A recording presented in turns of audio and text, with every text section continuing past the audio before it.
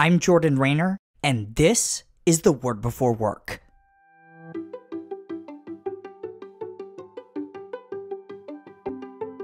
Today we're reading from 1 Corinthians 12, verses 7 through 11.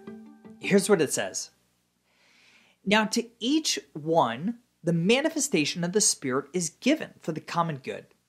To one, there is given through the Spirit a message of wisdom. To another, a message of knowledge by means of the same Spirit. To another, faith by the same Spirit. To another, gifts of healing by that one Spirit. To another, miraculous powers. To another, prophecy. To another, distinguishing between spirits. To another, speaking in different kinds of tongues. And to still another, the interpretation of tongues. All these are the work of one and the same Spirit, and he distributes them to each one just as he determines. After William Wilberforce's conversion to Christianity in 1786, he defined the, quote, great object of his work in Parliament as nothing less than the abolition of the slave trade throughout the British Empire. To his credit, Wilberforce sensed that this change could not immediately be legislated. First, the hearts and minds of his countrymen would need to be transformed. To accomplish that, Wilberforce knew he desperately needed someone in the world of culture. He found that someone in Hannah More, the prolific playwright, poet, and author I've been introducing you to in this short devotional series. By all accounts, Wilberforce and More hit it off from their very first meeting.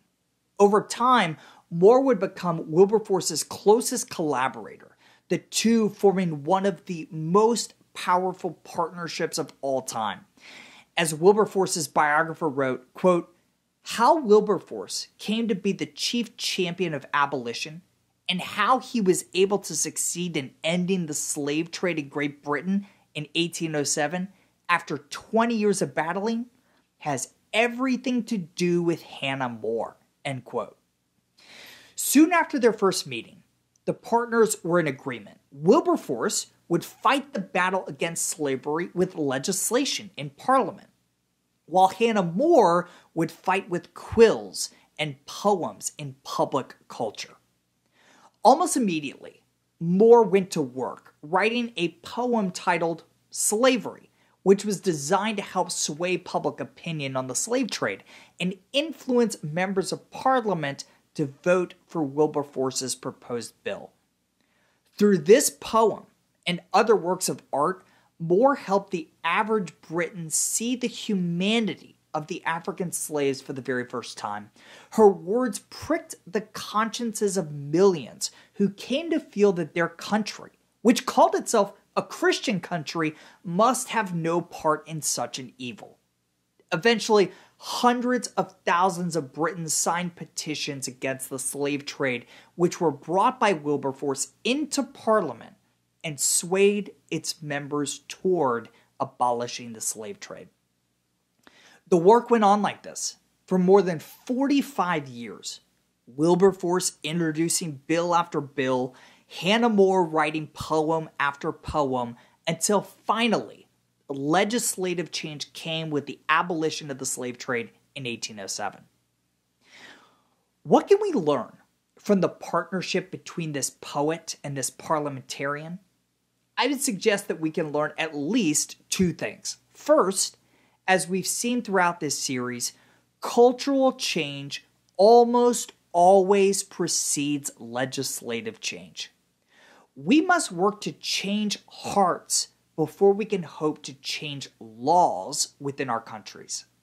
Second, Wilberforce and More show us that each of us has a different and important role to play in creating for God's kingdom. Today's passage from 1 Corinthians shows us that each of us has received different gifts to be leveraged for the common good. We aren't to keep our God-given gifts to ourselves.